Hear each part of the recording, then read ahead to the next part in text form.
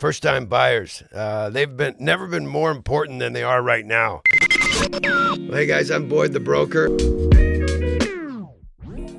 Because it comes down to three things, I think, which is availability, accountability, and something as simple as holding their hands. And that covers a lot of different topics. I just did a deal in Redondo Beach, and I was representing the seller. Normally, I represent buyer and seller because I can provide a different service by covering both paces. But I was representing the seller on this. I had sold this couple this property 22 years ago, and ironically, the new people that were buying the property reminded me of them 22 years ago. They were a young couple without kids, making a good income, but they just had a lot of questions, which they should. And they were only putting down like 16 or 20%, and the interest rates are high, and so they're nervous, even though that they're making a good income and they like the property and they feel there's value in the property. There's just a lot of nerves associated with buying that property, which it should be. It's okay. And, you know, as a real estate agent, it's not like we have all the answers, but sometimes the best thing we can do is just offer our attention, our ears, because these are just nervous, professional, young people that know they're doing the right thing, but they've never done it before. They need the advice of somebody who's been there. And this agent, you know, nothing against other agents. She's been around the block a few times. I really thought that she was going to give a little bit more advice on holding their hands. They just had a lot of different questions, and I don't think that they got it answered. Specifically, there's certain things that I call accountability. We get paid a pretty decent fee for our professional services, and there's certain things that our opinion is valid. Our opinion is necessary. It comes from the confidence of having our real estate license and having a fiduciary duty to tell our clients what is in their best interest. It's not that we're telling them what to do, but we are being paid for our advice. And this specific deal, they did the inspection, and, you know, the inspector, sometimes these guys want to seem smarter than the next guy, and they might be charging a little more money than another inspector. So they kind of like to find a lot of things wrong with the property. It's our job to sort of curtail everything. If something's wrong with the property, if there's a code violation or something's broken, that's something that we bring up during the inspection, and that's something that you negotiate with the seller. The property's being sold in as-is condition. Every property's done that way. But there's an opportunity for the buyer and seller to negotiate after that inspection to fix a few things. But there's certain guidelines, and this is the accountability that I'm talking about of an agent. We know that there's certain things that you can ask for and that you can't ask for. Of course, you can ask for everything. But why do you want to get everybody all pissed off and upset? If you start asking for certain things, you're just going to upset the balance of a decent deal. You want people to be comfortable, and you want the best you want to get as much as you can for your client. So it's like anything else. When you ask for too many things, you're not going to get them. Ask for the things that you really need. This specific inspection, I mean, they asked for us to replace the carpet and paint the walls. That's not what the inspection's for, period. And we get paid to tell our clients that. If you're so afraid to tell your client, you know what, that's actually the beauty. When you go in there, you pick a nice, you know, certain tone of color for the carpet and the paint. That's something that you do when you move in. That's not something that to use the inspection for. Use the inspection for if the dishwasher's not working, or if the water heater's not strapped, or if it needs new smoke detectors and different things. That's what you really need. And then availability.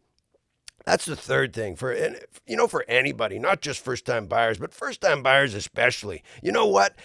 If they're happy, we're happy. That's the thing. When I represent both parties, I want everybody to be happy. And part of being happy is actually when you have something, when you look good, or you bought something that you like or whatever, you enjoy showing everybody. You enjoy showing the people you love.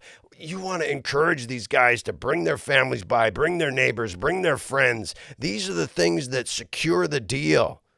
And making it, saying, oh, well, you already saw the place because there's a 14-day inspection and you already saw it, and it's after the 14 days, and so I can't meet you out there, or I can't do this. Forget it.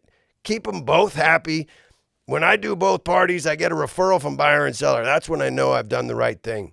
Availability is a real simple process. We're getting paid a lot of money to be available. That's about as simple as I can describe it. The weekends when our clients, first-time buyers or not, are buying a property or selling a property, they're working all during the week to pay for that property that they're selling or to pay for that property that they're buying.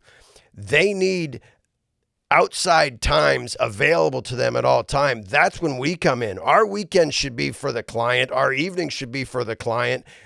We should be able to be held accountable to meet the electrician, meet the plumber, meet all these guys during the day while our clients are at work so that we're providing a service to our clients. That's the simple part of accountability that you'd be surprised how many agents don't do it. Except this agent does. I'll tell you that right now. Something as simple as hand-holding. I mean, it applies largely to first-time buyers, but it really can apply to anybody, buyer or seller. That's the beauty of having me represent both parties, is I know the psyche of both the buyer and the seller. You need to hold their hand, and that can be a lot of different things. For a seller, it could be holding their hand that everything's going to be fine, that it's going to take a few weeks to sell, and we're going to get a fair price, and then we're going to move. For the buyers, it could be as simple as just getting a few other comparable sales and letting them know that the purchase they're doing is reasonable. That's all they want to know. First-time buyers, they're freaked out in this kind of market with the interest rates the way that they are. They need to have their hand hold. And so many of these brokers, they're so terrified to give their opinion, especially after this NAR lawsuit. Oh my gosh, they're so afraid of asking of their client choosing somebody else to represent them that they're not going to give them their opinion. That's the opposite. If you're afraid to give your opinion, go work at Red Lobster. Go get a different job, quite honestly. That's just the way it is. I get paid for my opinion, and my opinion is very good. I don't know how to do anything. I can't hook up a computer. I can't work my iPhone very well. But if we're going to talk about negotiating, we're going to talk about real estate, you hire me because I'm going to give you a good opinion. It doesn't even mean you need to take it. But if it's that good and I can convince you of something and it's in your best interest, then my opinion's worth something, and that's why I get paid the big bucks, to be perfectly frank. Here's a specific example. These first-time buyers buying in Redondo Beach, they were putting down 16%. I'm not sure why it was 16% or 20%. I didn't have the luxury of having complete access to these clients, which I wish I had, because they just that's the definition. They needed their hand held. Oh my gosh, they were so nervous, as they should be, paying 8% interest or whatever. They're paying over 10 grand to live in a Redondo Beach 3-and-a-lot townhome. It's a little bit crazy. But you know what you do? You tell those clients, hey, interest rates are coming down. Get the property you need now.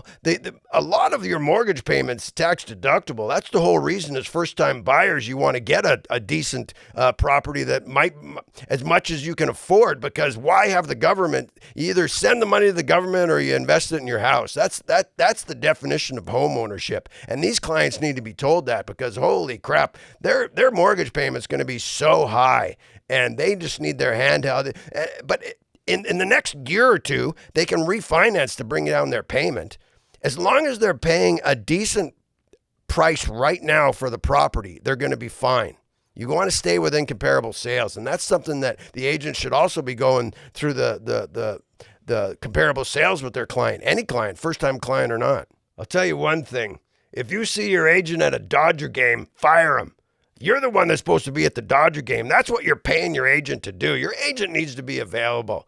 I'm not saying agents don't go to Dodger games. I love going to the Dodger game, but not when my clients need me, period.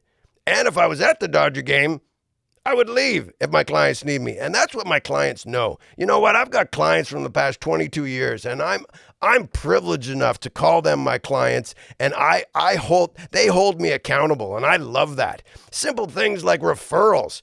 You know, when somebody takes a referral, there's an accountability to that. I've got to provide a good referral, but if somebody takes that referral, that means they believe in me. That means they trust my opinion to go to that person. And for that, I want to see that through. A lot of people give a referral and then walk away. No, it looks terrible.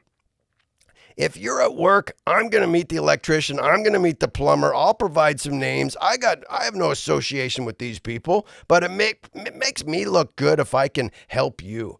and I'm available all the time. I still have a beautiful family, and I've been around the block. My first go around in real estate, I was single, and I was running around all day, every day, and I used to preach that I was available all the time. Well, now I've figured out I can still be available, but still take care of my family. That's the cool thing. I've got a 16-year-old in Maricosta that needs my time, needs my guidance. I love spending time with my wife and my son, but they also know that when my clients call me and something goes on, I'm going to take care of them. And that's just something that the agents, especially in the last few years, I've noticed that they're just not available anymore. And it's just not appropriate. When you call me or you text me, you're going to get a response in the next 30 to 40 minutes too. Something simple as that. Back when I first started real estate, that was the big thing that my mentor told me. Back in those days, we had pagers, and it was like, you know what? You're going to get a call back within 30 minutes. Simple as that. And maybe I don't call you back and give you all the answers that you're looking for, but I call you back to let you know that your time is valuable, and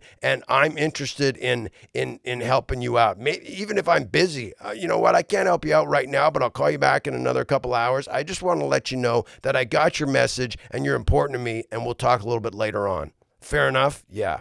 So it's really simple, If your agent isn't doing these basic things, fire him. Simple as that. I'm Boyd the Broker. I appreciate you tuning into my podcast.